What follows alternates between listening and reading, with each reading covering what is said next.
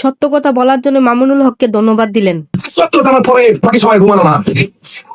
তাই মসজিদের ইমাম সাহেব তারা আছেন, শুধুমাত্র তার সত্য নামাজ পড়াবেন, সদর থেকে দোহ পর্যন্ত ঘুম, সদর থেকে আসর পর্যন্ত ঘুম, আসর থেকে মাগরিব পর্যন্ত ঘোরাঘুরি, মাগরিব থেকে এসা পর্যন্ত আড্ডাবাজি, তারপরে আবার ঘুম। এর নাম ইমামতি? এর নাম ইমামতির চাকরি। কোন চাকরির জন্য ইমামতি করতে চাই নাই।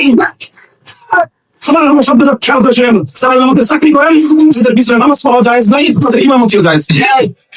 চাকরি করে যাও, সে হলো চাকর। কোন চাকর মানে যাকে আপনি চাকর মনে করেন, তার পিছনে আপনি একটা করলে নামাজ সহি হবে না।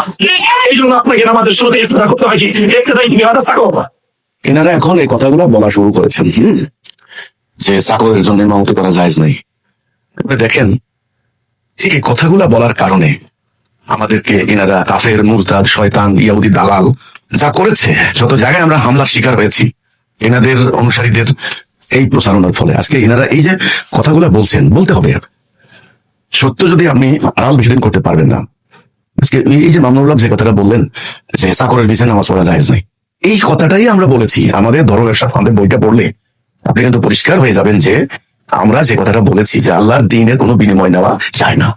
মসজিদের যিনি ইমাম হবেন তিনি ইসলামী রাষ্ট্রের কর্মকর্তা, সম্মানিত ব্যক্তি। ইসলামী রাষ্ট্র ব্যবস্থা ছাড়া ইসলাম হয় না। এই জন্য নবী করিম সাল্লাল্লাহু আলাইহি ওয়াসাল্লাম আগে একটি মদিনার ছোট্ট একটা রাষ্ট্র ব্যবস্থা কায়েম করেছেন, যেটার কেন্দ্রবিন্দু ছিল মসজিদ নববী।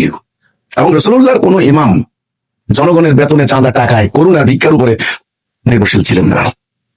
হ্যাঁ, ওনার গভর্নররা, ওনার আমিররা বিভিন্ন জায়গায় দায়িত্ব পালন করেছেন, রাষ্ট্রের পক্ষ থেকে সম্মানীয় ভাতা পেয়েছেন, অন্যান্য কর্মকর্তাদের মতো করে সম্মান ইজ্জত নিয়ে। এই কথাটাই আমরা বলেছিলাম যে সেই জায়গায় আজকে ইসলামটা নাই। রাষ্ট্রীয় জীবনে ইসলাম প্রতিষ্ঠা না করলে এই ইসলাম হতে পারে না। কোরআনের প্রকৃত হুকুম আপনি, কোরআনের আইন আপনি বাস্তবায়ন করতে পারবেন না রাষ্ট্র ক্ষমতা ছাড়া।